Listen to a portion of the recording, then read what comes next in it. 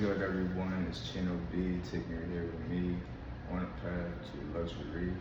And I know it's been a while since I posted anything, so I just want to get straight to it, man.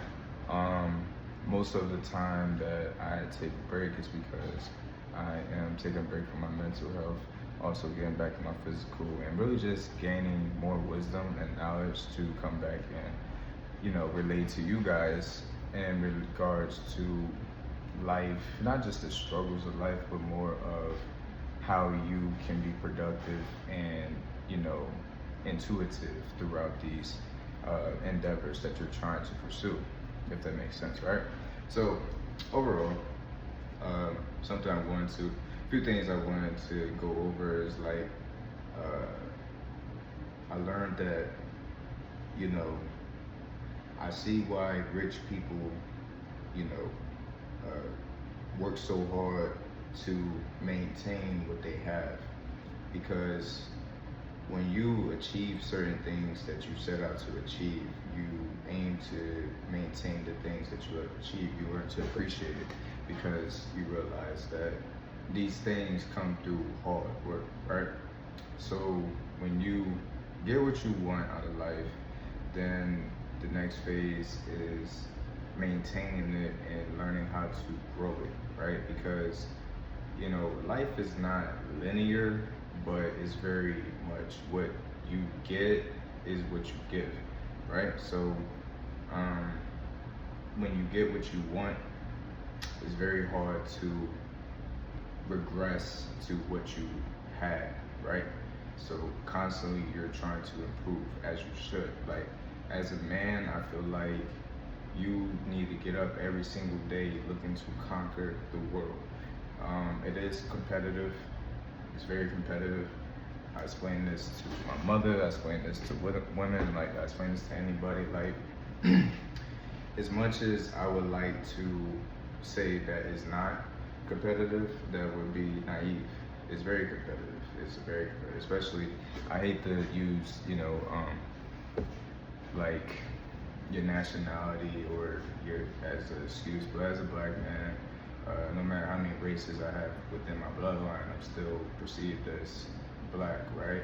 So when you're trying to achieve certain things, you're going to have to work twice as hard because you have a standard that you have to not only set but also counteract because of the stereotypes that we help portray.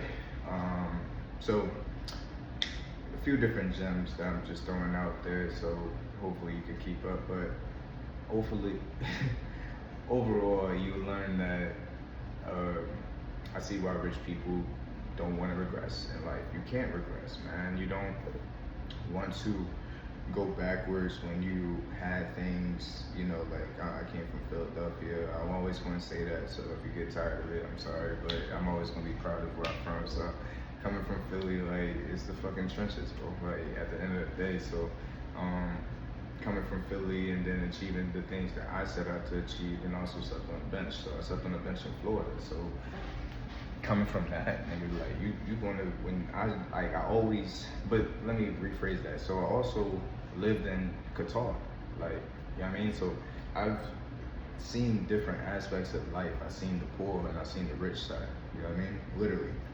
So when you see these things, you don't want to go back if you adjust. It's like the Fresh Prince of Bel-Air, like, literally, you know what I mean? Like, I moved to Arizona, saw a bigger house, and I was like, damn, like, okay, so this is how, you live. But then when you change, you gotta adapt to the lifestyle. And the only way that you do that is stepping outside of the box and the boundaries and the restrictions that we in society tend to place on each other. You know what I'm saying? Like, I don't care what anybody say. You can try to make fun of me, but I achieve anything that I set my hands on and my mind on. I mean, if I say I want to go buy a helicopter today, I'm gonna go buy a helicopter. Not literally today, but if I say I want a helicopter, I'm gonna buy the helicopter. You know what I mean? Like, it's nothing stopping me, right? And the reason I have this mindset is because I know what it takes to obtain that, and I know that it takes sacrifice.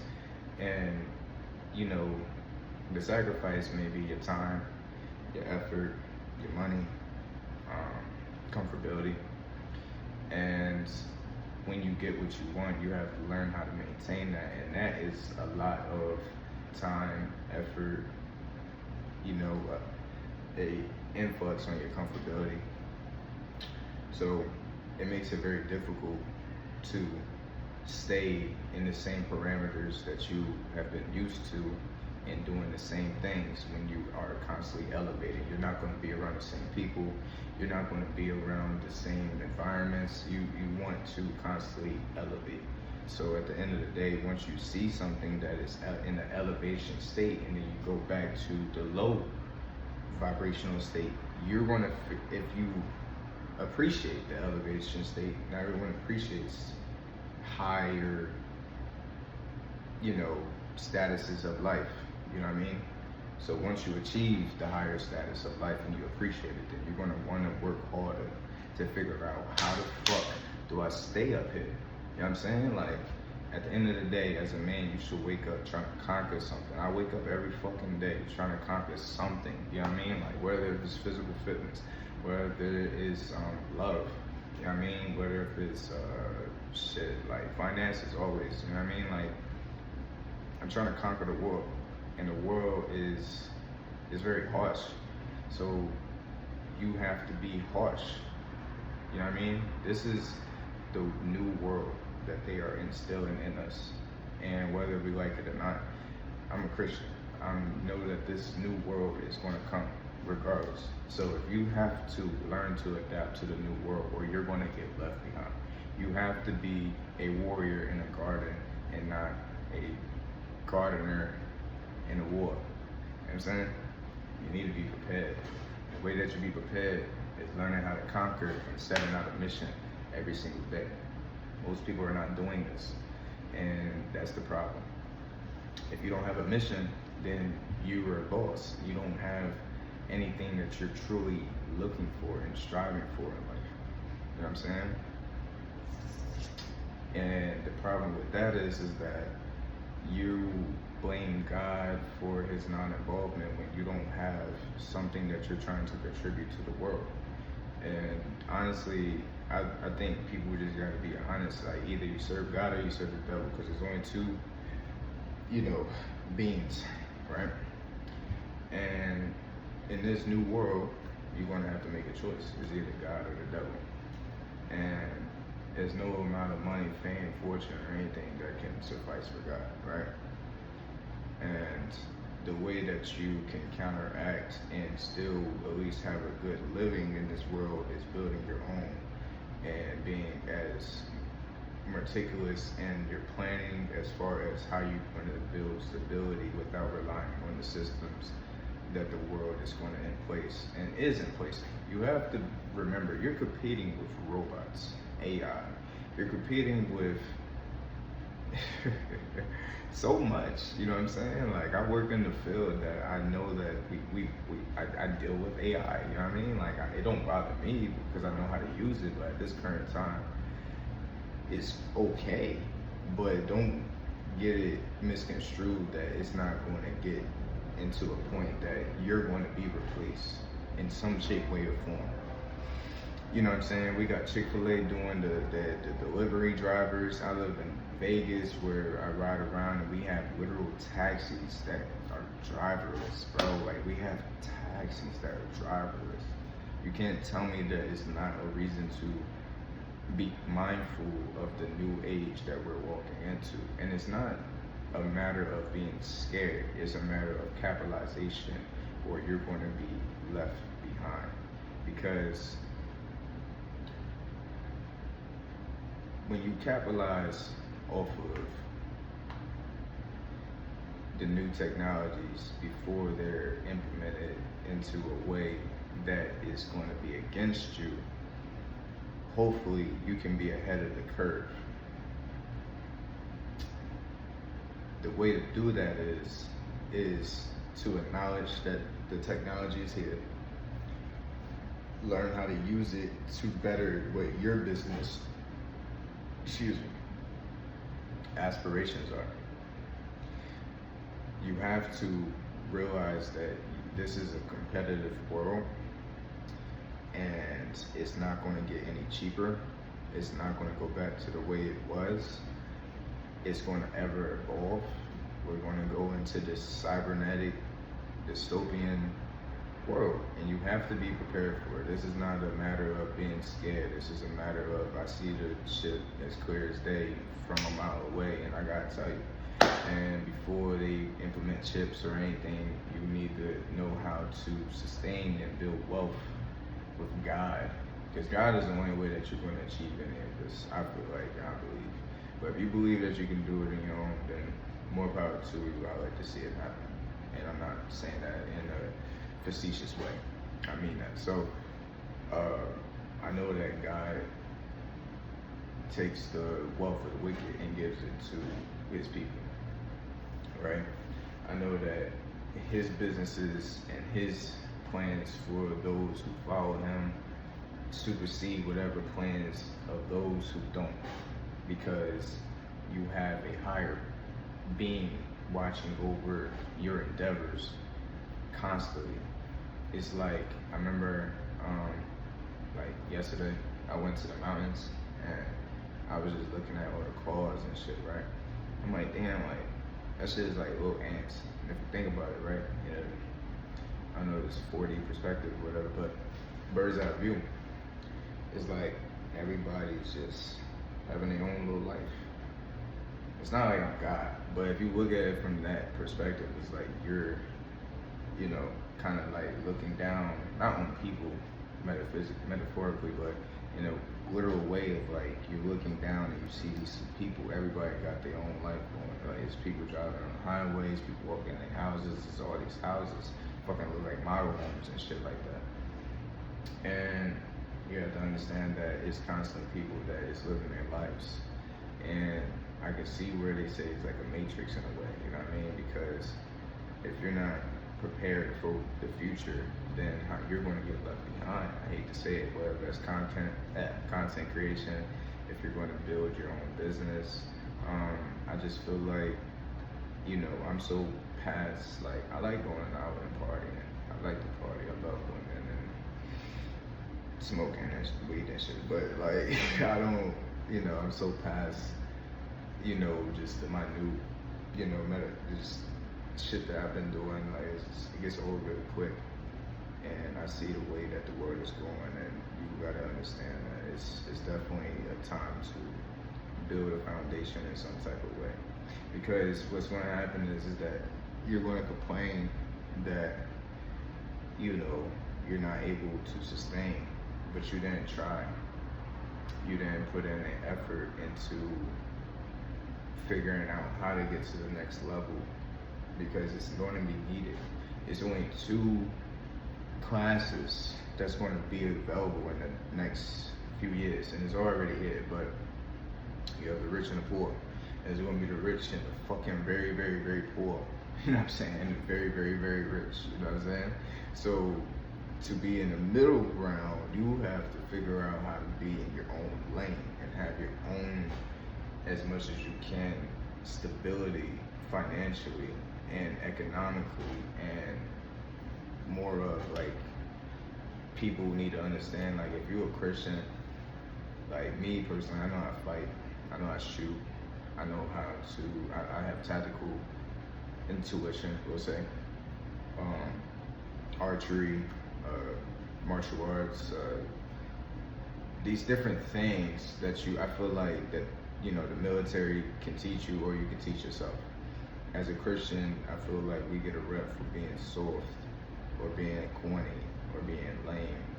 And I think a lot of that is because we don't defend our faith, because we told, for some reason, like, I read in this book, it's called the Book of the Revelation of Hell. And in this book, this lady was walking with Jesus, right? And Jesus was taking her through hell. And she was speaking to all the different people that was there, right? And ironically, it was, I would say, on a side note, it was mainly preachers.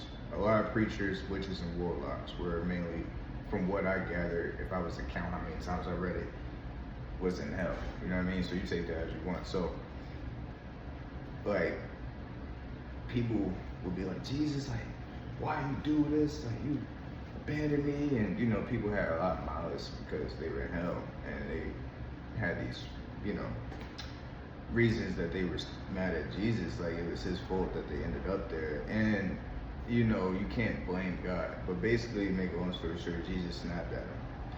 And he was like, well, it ain't my fault. Like, I try to save you. I try to help you. I try to be there for you. It's your choice. You know what I mean? So when people say, oh, like, I know I'm going to hell, like, if you comfortable with suffering for eternity, because it's like this, like, it's so contradictory to say, you don't believe in God, but you know you're going to hell. So that means that you know that the existence of hell is real. So that means that the devil is real. So if the devil is real, then God has to be real. Because even the devil knows that God is real. The devil never has said God isn't real. He's just going to convince you that the devil ain't real. The devil going to say he ain't real. Like himself. He's going to be like, the devil who? And it's him standing right in front of you, right? He's not going to say, God, he ain't real. Nah, he don't give a fuck if you believe in God. He don't want you to believe in Jesus and know that Jesus is the light that's going to save you and take you up to heaven, yada yada, right? Boom. But Jesus ain't no softy, right?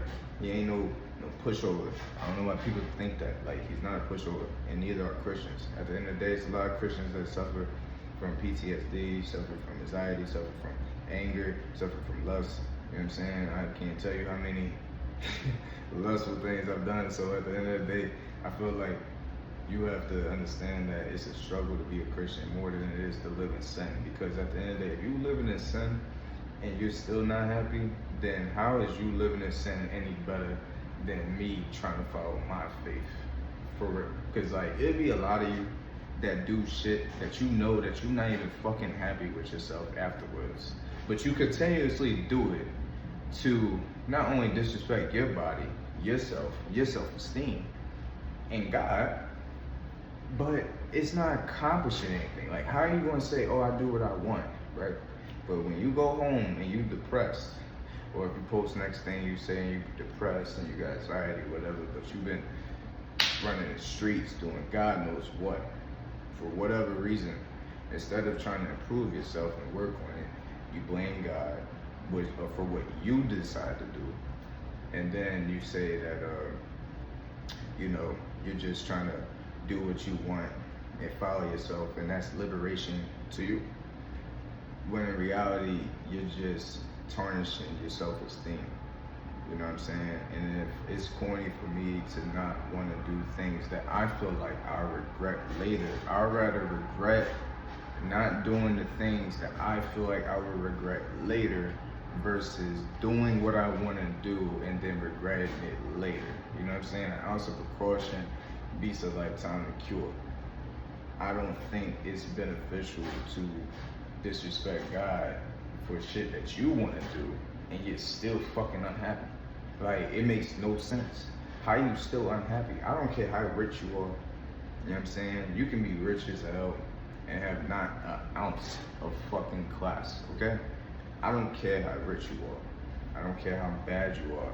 If you bad as shit and you don't have no class, you don't have no ambition, you've been ran through, like, I could give a fuck, you know what I'm saying? Like, men, we need to have more self-esteem about ourselves.